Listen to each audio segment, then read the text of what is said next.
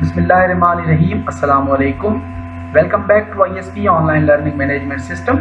Today is lecture number 9 for the course of Prestressed Concrete. This course is generally for MSc Civil Engineering. I myself, Engineer Dr. Mohammad Aslam, Assistant Professor, Department of Civil Engineering, Institute of Southern Punjab, Multan. Today is lecture number 9 and week number 9. These are your reference text books. In books के अलावा अगर आपके पास कोई और book prestressed concrete से relevant available है तो उसको भी आप यूज़ कर सकते हैं. नॉर्मली जो आज का हमारा लेक्चर है, lecture number 9 and lecture number 10 basically are connected with the design of interior girder for any type of real life applications या रियल लाइफ ब्रिजेस के अंदर जो आप हायर डायमेंशंस के जो गर्डर्स यूज़ करते हैं उन गर्डर्स को आज हमने डिस्कस करना है और डिज़ाइन करना है. इसके लिए जो मैंने मोस्टली जो बुक वगैरह या डिज़ाइन मैनुअल जो हमने फॉलो किया है that is basically AASHTO bridge design manual, और उससे जो है वो सारी डिटेल्स वगैरह ली गई हैं. तो अगर आपको कोई भी कंफ्यूजन हो तो आप मुझसे पूछ भी सकते हैं और ये डिज़ाइन मैनुअल जो है वो मैं आपको अगर ज़रूरत पड़ी तो प्रोवाइड भी कर दूंगा. So in our today's lecture we are going to start design of pre-stressed composite concrete AASHTO girder. कि as per AASHTO specifications, as per PCI guidelines, prestressed concrete I section guidelines, हम एक design करते हैं. हमारे पास जो prestressed girders हैं, बिगर dimensions के girders हैं, आप 30 to 40 फीट से लेके आप 150 फीट लेंथ के अंदर अगर गर्डर को डिज़ाइन करने जा रहे हैं तो ये आपके पास एक हेल्पफुल डॉक्यूमेंट आ जाएगा, इसको आप फॉलो कर सकते हैं. तो आज जो है वो हम टॉपिक डिस्कस करते हैं design of a prestressed composite girder AASHTO concrete PCI girder interior member जो है आज हमने डिस्कस करना है.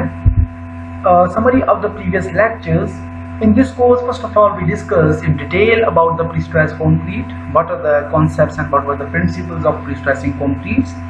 Then we discuss about the methods, stages and tendon profiles, components, advantages and applications of pre-stressing. क्या हमने methods discuss किए कि pre-stressing जो है वो basically is to generate a negative tension into the member. और प्री-स्ट्रेसिंग के दो मेजर मेथड्स हैं. Number 1 is the pre tensioning and second is the post tensioning. उसके बाद हमने टेंडन प्रोफाइल्स डिस्कस किए कि आया हम जो प्री-स्ट्रेसिंग टेंडन है वो स्ट्रेट डायरेक्शन के अंदर प्रोवाइड कर रहे हैं या पैराबोलिक फॉर्म के अंदर या हाफ फॉर्म के अंदर या ड्रैफ्ट फॉर्म के अंदर, तो ये हमारे टेंडन प्रोफाइल्स कहलाते हैं. Then we in detail we discuss about the materials which normally used for the prestressed concrete. Concrete के अंदर ड्रॉबैक्स क्या हैं, कंक्रीट की जो है वो एडवांटेजेस क्या हैं. उसके बाद हमने जो है वो different types of materials such as steel, जो स्टील हम नॉर्मली इन्फोर्समेंट वाला भी डिस्कस किया हमने, और स्टील जो हम प्री-स्ट्रेसिंग के लिए यूज़ करते हैं उसके हमने different codes and guidelines and standard से भी उसको कंपेयर किया, और प्री-स्ट्रेसिंग के अंदर किस तरह के लॉसेस जनरेट होते हैं उन लॉसेस को भी हमने डिस्कस किया डिटेल के अंदर. And then in our last few lectures we discuss about the methods how to analyse prestressed members. Methods जो है वो इंपॉर्टेंट मेथड, हमने 3 मेथड डिस्कस किए थे. इन मेथड्स को अदर नाम से भी रिप्रेजेंट कराया गया है कुछ रिसर्चर्स की तरफ से, तो उसमें कंफ्यूज नहीं होना. ये मेजर 3 मेथड्स हैं जो मेजरली बुक्स के अंदर अवेलेबल हैं. Then in our last lecture number 8 we discuss about analysis and design of a doubly T prestressed girder. Double T prestressed girder हमने डिस्कस किया, उसकी जो मेजर एडवांटेजेस हैं कि how the stresses into the member are variating, कि stresses किस तरह से चेंज होती है the top fibres and the bottom fibres, ये हमने डिस्कस किया है. आज के लेक्चर में हम कंटिन्यू करते हैं design of prestressed composite concrete I section girder for the bridge. So we have a design example here. Design the interior girder for a 70 feet, जिसकी लेंथ जो है गर्डर की वो 70 फीट है. सिंपली सपोर्टेड स्पैन हम consider कर रहे हैं of a prestressed concrete structure using standard AASHTO PCI girder. कि AASHTO की जो स्पेसिफिकेशंस हैं prestressed concrete I section girder की, उनको हमने फॉलो अप करना है और उन्हीं को यूज़ करके हमने एक 70 फीट का simply supported structure, simply supported girder जो है वो डिज़ाइन करना है. Girder must be an interior girder. The span is to be simply supported and subjected to HS 2044 live loading. कि जिस तरह से हमने अपने प्रीवियस लेक्चर्स में या प्रीवियस क्लासेस में रीइंफोर्स्ड कंक्रीट स्ट्रक्चर्स के अंदर हमने डिफरेंट मेंबर्स को डिज़ाइन किया, रीइंफोर्स्ड कंक्रीट के एलिमेंट्स को डिज़ाइन किया, स्लैब्स भी, कॉलम्स भी, बीम्स भी, तो उनके ऊपर various types of loadings act कर रहे थे, इधर द डेड लोड, इधर in the terms of live loading. तो यहाँ पे जो ब्रिज के जो पुराने स्टैंडर्ड्स के हिसाब से जो लोडिंग एक्ट कर रही होती थी वो थी different types of semi tractors और ट्रक्स। उन ट्रक की जो लोडिंग है उनको उस मेंबर के ऊपर अप्लाई किया जाता था और उसी से उस मेंबर को डिज़ाइन किया जाता था। तो हमने जो स्टैंडर्ड ट्रक जो चूज किया है वो HS2044 लाइव लोडिंग जो ट्रक के ऊपर जो मेंबर के ऊपर अप्लाई होगी वही हमने कंसीडर करके डिजाइन करनी है। The superstructure cross section consist of 5 equally spaced girders. 5 equally space girder के ऊपर आपका जो ब्रिज है वो डिस्ट्रीब्यूटेड है with the concrete barriers over each fascia. हर कॉर्नर, दोनों कॉर्नर्स के ऊपर आपके पास बैरियर्स हैं कंक्रीट के। 2 traffic lanes are carried by the bridge के, जो 2 ट्रैफिक लेन्स हैं वो ब्रिज के ऊपर हमने कंसीडर करना है। And other given details are basically the structure is simply supported span, design length is 70 feet, type 3 AASHTO PCI girders.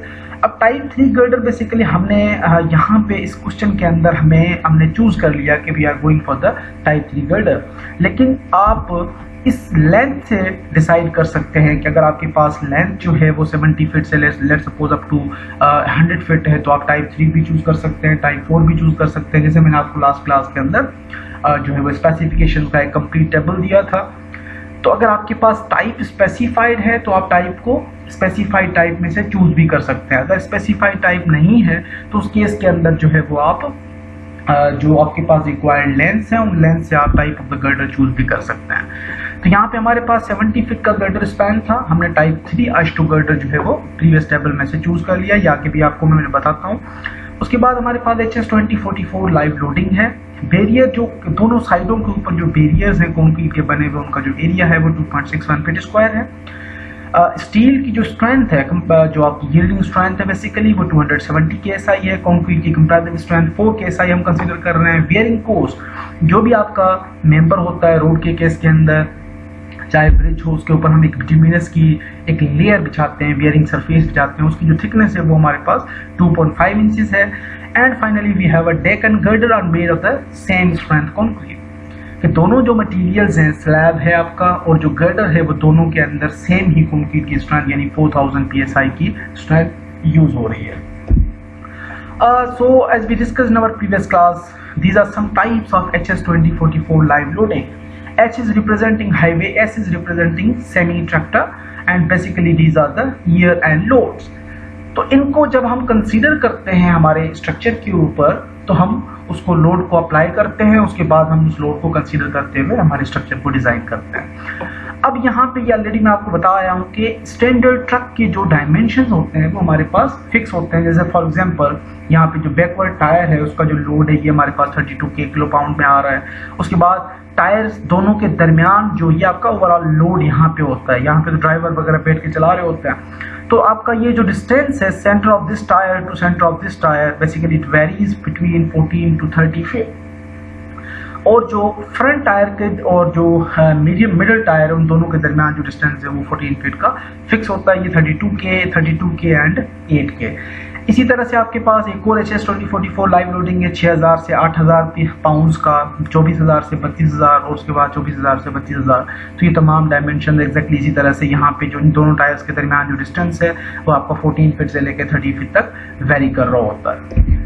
Exactly यही भी आपके पास HS2044 के लाइव लोडिंग ट्रक हैं, इनको हम कंसीडर करते हैं। तो हमारे पास हमने इन तमाम ट्रक में से कोई एक ट्रक हमने चूज करके अपने स्ट्रक्चर के ऊपर अप्लाई करना है और हमारे स्ट्रक्चर को डिजाइन करना है। And this is the plan of the super structure. जो हमने सुपर स्ट्रक्चर कंसीडर किया कि आपके 5 इक्वली स्पेस्ड गर्डर्स हैं, आपके पास 5 इक्वली स्पेस्ड गर्डर्स हैं, ये आ गए। 4 बेस बनते हैं। एक बे आपका ये हो गया यानी सेंटर ऑफ गर्डर से लेकर सेंटर ऑफ गर्डर तक का दूसरा डिस्टेंस, उसके बाद ये दूसरा ये हो गया, तीसरा और ये हो गया चौथा। तो 4 बेस हैं और चारों बेस जो डिस्ट्रीब्यूट हैं, जो हमें प्लान मिला हुआ है उसके अंदर 7 फीट 3 इंचेस पे 4 बेस डिस्ट्रीब्यूटेड है। टोटल जो डिस्टेंस है from the centre of this girder से लेकर सेंटर ऑफ दिस गर्डर तक वो हमारे पास 29 फीट बनता है। उसके बाद यहाँ से लेके सेंटर ऑफ दिस गर्डर से लेके बैरियर तक का जो डिस्टेंस है वो आपके पास तकरीबन जो है कितना बनता है। उसके बाद यहाँ से लेके यहाँ तक ये आपके पास 3.3 इंचेस है, 3.3 इंचेस है। बैरियर आपके पास जो उसकी लेंथ है वो 1.9 इंचेस है। टोटल जो ब्रिज की ओपनिंग है वो 32 फीट है। और दो जो लेंस बनती हैं वो 16 फीट की दो लेंस बनती हैं। तो ये आपके पास एक कंप्लीट प्लान है और इस प्लान में से हमने इंटीरियर गर्डर डिज़ाइन करना है। फॉर एग्जांपल ये भी गर्डर आप कंसीडर कर सकते हैं, ये भी गर्डर और ये तीनों, इन तीनों का जो डिज़ाइन है वो ऑलमोस्ट सिमिलर डिज़ाइन होगा। तो हम इन तीनों को जो है वैसे इंटीरियर ट्रीट कर रहे हैं और इनमें से कोई एक मेंबर डिज़ाइन कर रहे हैं। अगर एक्सटीरियर को हम डिज़ाइन करते हैं तो उसके लिए आपको लास्ट क्लास में जो हमने चंद स्पेसिफिकेशंस को चेंज किया था कि अगर आपके पास इंटीरियर गर्डर है तो इंटीरियर गर्डर के ऊपर जो फ्लैंजेस आपकी अप्लाई हो रही हैं और फ्लैंजेस का डिस्टेंस कितना होना चाहिए, और अगर आप एक्सटीरियर ट्रीट करते हैं तो एक्सटीरियर के लिए जो है वो हमारे पास फ्लैंज के डायमेंशन जो थे वो डिफरेंट थे। तो ये हमारे पास एक कंप्लीट प्लान है। इस प्लान को फॉलो करते हुए हम अपने डिज़ाइन को स्टार्ट करते हैं। So for the solution we have step number 1. So first of all, we have to determine the impact and distribution factors. कि ओवरऑल जब भी आपके मेंबर के ऊपर स्ट्रक्चर के अंदर ब्रिज के केस के अंदर हमारे पास एक व्हीकल्स, हैवी लोडेड व्हीकल्स पास हो रहे होते हैं, वो डिफरेंट टाइप, उनके जो टायर्स होते हैं वो डिफरेंट टाइप के इम्पैक्ट अप्लाई कर रहे होते हैं और उनका जो लोड है वो बेसिकली डिस्ट्रीब्यूट हो रहा होता है उस मेंबर के अंदर। तो सबसे पहले हमारा जो स्टेप है उसके अंदर हम इम्पैक्ट एंड डिस्ट्रीब्यूशन फैक्टर्स को फाइंड आउट करते हैं ताकि जो लोडिंग आप कंसीडर कर रहे हो उस लोडिंग को हम इम्पैक्ट के हिसाब से भी डिस्ट्रीब्यूट कर सकें और जो डिस्ट्रीब्यूशन फैक्टर है उस हिसाब से भी हम उसको डिस्ट्रीब्यूट कर सकें। So first of all we need to find out the impact and distribution factors. Impact factor is equals to constant formula we have 50 over length plus 125. So these are the constant formula here. 50 is constant, 125 is constant. Length basically is the length of the girder जो आपको specify already है, given है question के अंदर। 70 feet हमने जब value put की तो हमारे पास जो वैल्यू आ गई वो 0.26 आ गई एज अ इम्पैक्ट फैक्टर की। अब कोड्स क्या कहते हैं कि minimum value while designing any type of structural element in the case of girder आपके पास मिनिमम इम्पैक्ट फैक्टर की जो वैल्यू है वो 1.26 है। अगर आपकी डिज़ाइन वैल्यू इन जो आपकी मिनिमम वैल्यू से कम आती है उस केस के अंदर आप मिनिमम वैल्यू को प्रोवाइड करते हैं। तो हमारे पास जो डिज़ाइन वैल्यू है वो 0.26 है, हमारे पास जो मिनिमम वैल्यू सजेस्टेड है कोर्स की तरफ से 1.26 है, तो हम 1.26 ही चूज करते हैं for the case of design. अगर आपके पास यहाँ पे वैल्यू 1.26 से हायर होती है उस केस के अंदर जो वैल्यू आपकी हायर आ रही है वही आप वैल्यू चूज कर लेते हैं। And second is the distribution factor. So distribution factor basically dependent है तीन चीजों के ऊपर। Number 1 is the concrete flow and second is the 2 और मोर ट्रैफिक लेंस। जितनी ट्रैफिक लेंस है उस हिसाब से आपका डिस्ट्रीब्यूशन फैक्टर जो है वो डिवाइड हो जाएगा या उस हिसाब से आपका जो वेरी हो जाएगा।